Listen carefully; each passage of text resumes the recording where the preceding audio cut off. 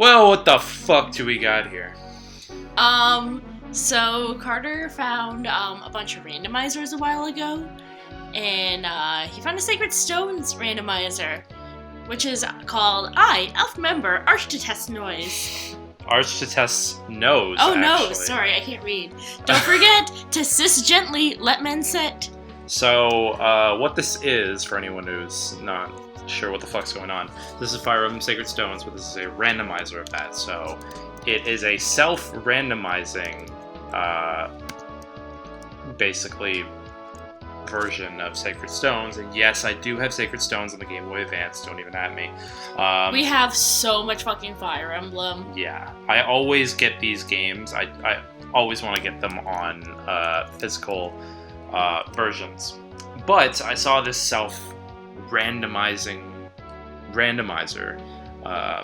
So basically, it basically randomizes classes, it randomizes values, everything. It randomizes a whole shit and load of stuff. It mainly randomizes the characters specifically, like their classes, their stats, all their stuff. So, considering that Sacred Stones has two different routes to go through, Eirika and Ephraim, I'm going to do two different Let's Plays of this. One of these is going to be very limited in what I've randomized. So I'm going to move this down all the way to 0. You can hear that. You can't hear this, Eden, but there's a scream going up. I try to go further. Can I try? Yeah. I want to listen. Okay, that's really fucking funny. Yeah. It does if you try to go past 100 as well. Mm-hmm. But, so there's going to be no variation %, which means the weapons, there's going to be no variation in the stats for this one. This is going to be the vanilla randomized version.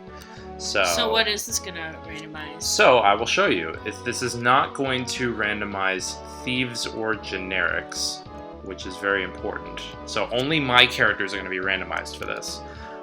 Random skills will be personalized randomized skills only.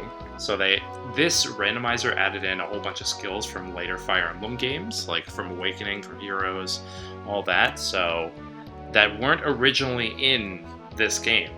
So also, while Carter plays this, I'm also playing a Fire Emblem game that you can't see. I'm playing everyone's favorite dating sim, Fire Emblem Three Houses. Yeah, that's true.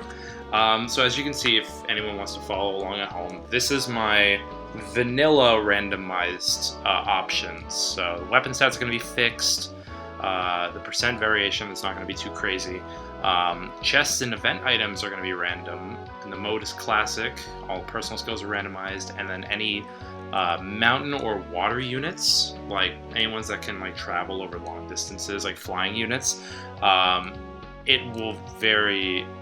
it's going to be one tile movement difference if they do get randomized. Alright, so this is going to be, the first file here is going to be my vanilla one. Now, these are not going to focus on the story that much. I can kind of give you like a very brief overview of what the hell's going on, but we also have to decide our team name. So what should the vanilla team name be called? If it's gonna be vanilla, I think it should be the most vanilla kink ever, hand-holding. Hand-holding? Yes. Okay, alright. I mean, nothing wrong with hand-holding, nothing wrong with being vanilla. I love hand-holding. I'm holding Carter's hand right now. Stop it. No. Hand-holdy. There we go, hand-holdy. So, for the vanilla one, I can give some more, like, info on the story. This is the continent of Magvel, and, yeah, Magvel goes through a whole bunch of crazy shit. One of the main continents of this place called Grotto kind of invades one of the other continents, Rennes, where Eirika and Ephraim are from. I'm going to skip that opening. So here. which one is related to Marth? I don't know, because I told you about my hair theory. The hair color theory. The hair color theory doesn't really work, though. I think we should just, like, go through and play every single fucking Fire Emblem game and make a family tree. That also might be an excuse for me to play more Fire Emblem. That's also true. That would give me an excuse to play Genealogy as well. Oh my god, can I play Thrastia? I don't know if there's a... Well, we'll talk about that later. Anyway, you can see the first instance of randomizing here. Every single cutscene randomizes the characters even further. So the soldiers ran up to me, and all the guards are different, and Eirika and Seth and everyone in here is different. The soldiers actually Eirika's class, and it's kind of pretty stupid. And Eirika is a Myrmidon. So, are you wearing the bracelet? Yeah. So. Basically, Grotto is invading Renas, and the king of Renas, I guess? The royal leader. The royal leader is like, yeah, we're fucked, so Eirika, get out of here. And then Seth, who is kind of like, who is apparently a zombie in this. General Seth, oh shit. There's my boy Franz, who is kind of like the squire to Seth. He's a cavalier. So how much incest is in this game? There's not. That is fan fueled. Okay, because I've never actually played this game. The only good Fire Emblem game I've played is 7. Well, you're about to see some crazy fights here as we come across Big Dick Walter. Well, I know him. I know a lot of these characters from Heroes because I have 12 hectares. That's true. But that is not a... Wait, no, I have 14 now. So, as you can see, pink-faced Walter, the Swordmaster, and a weird radioactive zombie Seth are about to do a fight. And you're just a corpse who does not know he is dead. I'd like everyone to please take a screenshot of this. He is literally... I think that might be a little too much effort for people. So this opening fight is always scripted for Seth to get hurt here and for him to miss his first attack. So, but like I said before, every single cutscene changes the class that the characters are. So it's not going to be the same. Oh, that's boring. So it changed Seth to his original class, which is a paladin. Paladins are essentially like knights on horseback who are really good. That reminds me of the quote from The Simpsons, that's a paddlin'. What the fuck? Oh wait, that guy is actually the princess. So, let's check out what we have here. Let's start with ourselves. So Eirika is, in this one, is a Wyvern Rider. Let's go. Who is someone who's basically on a dragon. It's a wyvern? Do you not even know the difference between a dragon and a wyvern, Carter? Like, oh my god. Anyway, she's got a heavy spear. Heavy spears are really effective against knights. And she's got an amnesia scroll, which is forgetting a learned skill, which is new in this game because this game... doesn't have skills, right? Yeah, this game was before skills. Only the bad games have skills, right? And remember to donate to Circles, because it's something that he made when we just flash it up on the screen for a bit. Yeah. Alright. Let's support people. Yeah, so these are Eirika's stats, and you'll notice down here we have the skill section, special abilities that can do many different things. So Eirika's skills, she has Fortress Resistance, plus 5 res, minus 3 attack or match, which is, I mean, that makes her kind of tanky in the early game. She's got Kanto, she can move after certain actions, and she's got Tantivy. I kind of hope the Wyvern Rider has Kanto, because that wouldn't make sense otherwise. Yeah. Tantivy, I don't know how you say that. Tantivy? I think it's Tantivy. Tantivy, plus 10 hit and avoid if there are no allies within 3 tiles. Yeah, if anyone's noticed, like, we don't know how to pronounce words. We suck at that, yeah. So Seth, this one's kind of sucky. He's kept his original... he's in the actual game, he is a paladin, but his weapon has changed. It's just a steel sword. He had a silver sword before, I believe. And his sword and lance are both down to D, which is not good. Oh, fuck. However, I do see some pretty crazy skills here. Gale Force. Ooh. That is really good. He can attack twice in one turn if he kills and defeats an enemy. That's fun. Yeah. He's got Canto as well. He's got Discipline, which is what all Paladins and Cavaliers get, which is weapon experience gains are doubled. And he also has Elbow Room, which is +3 damage dealt when on open terrain. Now, since I have turned off randomizing generic enemies, the only other characters that are randomized are the enemy leaders. So O'Neill here, fuck. Oh no. Oh. So he is just he's a lord apparently. He's got a ruin sword, which I really hope he doesn't use because I kind of want that. He's got, what do we have here? Focus +10 critical if there are no allies within 3 tiles, and he's got Bond, which all allies within 3 turns recover 10 HP for each turn. Oh no. So I'm sorry. Let's start this off here. So the good thing is that Eirika's got actually really good defense, especially here in the early game. Plus, I believe.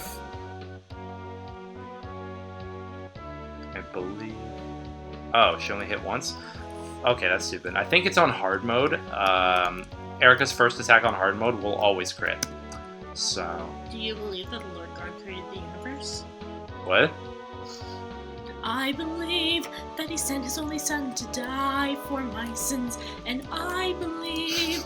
Why are we ancient singing? Jews built boats and sailed to America. Stop, we're gonna get demonetized. Oh no. Wait, that's not a Disney song. We're gonna be fine.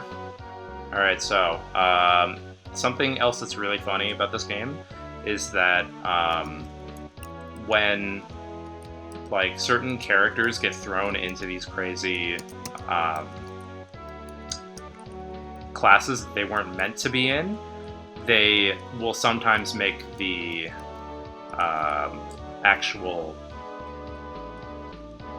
What am I trying to call it here? Words aren't working. Words are not working. They will make the palettes janky. Now, what do I mean by that? Well, let's check this out. Look at O'Neill. Look at that. Look at that Lord palette. I like that cape. That is cape. I like capes. I'm doing this on purpose, people, because... You gay? Well, the whole purpose of this mission is to kill the leader. 2% crit. 2%. Thank you, Eirika, and thank you. Now we have a Ruin Sword, which nobody can use, but once someone gets to A rank on Sword, that can heal HP. Ooh, that's actually really yeah, cool. So when I saw that, I was like, ooh, I gotta kill this guy quick. Princess, are you injured? What? No, I'm on a Wyvern. I'm fine. Okay. There were no archers nearby. Yeah, exactly. We're gonna run through probably just this one before I call this part. Okay, so in this one... oh, that's Tana! Yeah, Tana's in this. Yeah, so I only have 2 of her in Heroes. Yeah. So in the prologue chapter, you were kind of just like getting your bearings as like certain troops were chasing you. In this one, another force of Grados is attacking another area in like another country essentially. So this is the country where Tana and Ines are from, right? Yes, yes. And that was Tana there. She was part of this fortress. The soldier that was just there was just like, I'll protect you, you stay here. And now this enemy commander from Grado is like, huh, fuck these guys, I'm gonna crush this guy myself.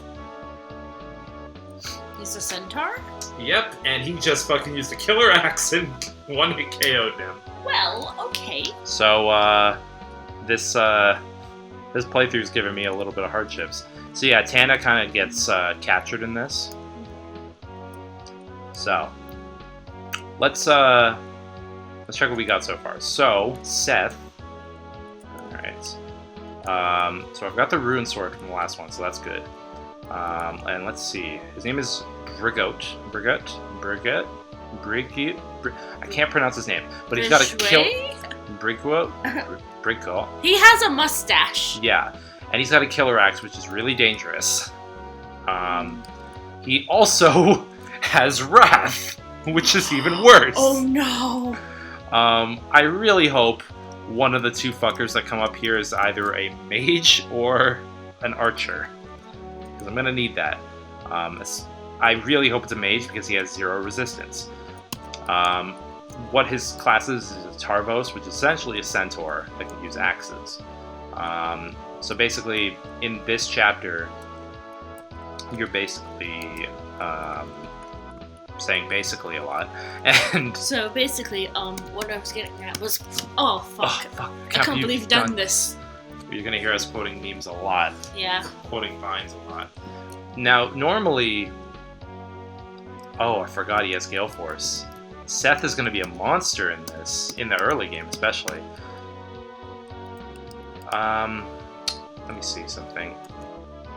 So I can't use that amnesia scroll on him because that's gonna remove his Gale Force, and I need that. But from what I can tell, if there's a skill that doesn't really jive well on jive well? Yeah. You're like from the fucking 20s or something? Yeah, exactly. It is the 20s. What am I not saying? Well, you see here. Yeah, you see. But anyway, yeah. So this chapter, what happens is that you're supposed to bring Eirika to where Brigit? Mustache Man. To where the Mustache Man is, and basically have her seize that. But you're not going to be doing this alone. You're going to have Seth go crazy with crit. You're gonna have 2 little reinforcements coming up here in a second. So he's like, oh shit, that's the princess? So, and then Seth is just gonna take all the glory in this because, he's a monster. Can you hear my button pressing? Not on this. Okay. Would you look at that? So, So yeah, these 2 buddies are coming in to help us. However, I believe, so this playthrough hates me. So Franz is also the same class as he was before, a Cavalier, but he only has an Iron Lance, which is really bad. I think you should randomize everything. He also has Axe Faith, which axes can't lose durability and grants plus luck times 1.5 hit when wielding axes? I think you need to make him an axe user. I know what I can turn him into. What are you going to turn him into? Because in this game you have branching paths to what you can change your characters into. And Cavaliers get an option called Great Knight, which can use swords, lances, and axes. Shit. And I always change Franz into a Great Knight. So you're just going to do that? Yeah. So you're just playing Sacred Stones. However, Gilliam is also a Tarvos, which, again, is a centaur. And he's got, what is this here? Camaraderie. Recover 10 HP each turn if there are allies within 2 tiles. And he's got a steel axe. So, what this is telling me is I should probably use Seth to fight. I see green. Because this is what I was talking about with the janky color scheme. Oh, okay. His color scheme gets the most effed up out of everyone. Why'd you say effed up? Carter, you're an adult. Just say frick like a normal person. Fuck, watch your fucking mouth. Oh, fuck, I'm sorry, man. Don't be a bitch about it. God. Fuck. We get fucking demonetized. Jeez. Like we make any fucking money from YouTube anyways. We have 2 subscribers who I love dearly. You want to give a shout out to those subscribers? Yeah. Hi, Brad and Kathy. I love you. Alright, so, what I'm gonna do is So the good thing about this mission is that no matter what class he's turned into, he doesn't move from his spot. So I could just kind of freely run people around him without fear of him running out and killing anyone with that killer axe. So hopefully this soldier is going to go straight... Oh yeah, there's reinforcements that pop up here. Good job. So let's have Gilliam run out and just throw an axe in that soldier's face. Yeet. This bitch is empty. Yeet. Alright, so we're gonna have everyone up here. The only person who can actually do anything to him right now is Seth. So even if I didn't want to use Seth in this, I have to. Yeah, the colors are all fucked up. Yeah, that's what. Okay, well I'm not like exactly paying attention because ooh, nice. Seth has gotten two crits so far. I'm playing a dating sim. What am I playing then? If you're playing a dating sim? A tactical RPG. Yeah, that's true. Yeah, anything pre-awakening is a tactical RPG. Anything post-awakening is a dating sim. I'm gonna focus on getting some experience here before I run off to the next level. And just to get the conversations there. One of the other cool things that this game does is that it lets you know if there's characters that have to have a conversation with each other. Which... Like the actual game, or...? No, this version, this ROM. That's really cool. Yeah. That was a 27 to hit. And that guy hit him with a 1. You hit him with the ha. Alright, so what I'm going to do is I'm going to send Eirika... You know what? Can I hit with this?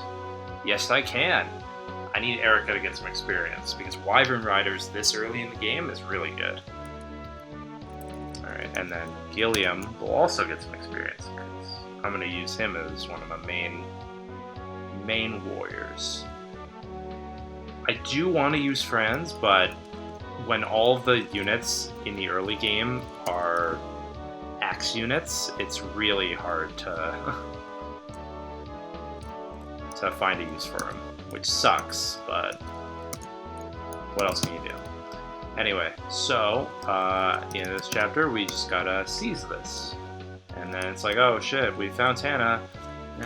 Okay, now we're gonna go to Frelia, the capital of this country. Oh my god, you saved my daughter. Here's 5,000. What? I found this. I just licked her. Yeah, please don't lick me. What if I get Puppy to lick you? Oh god. She's resisting. Oh no.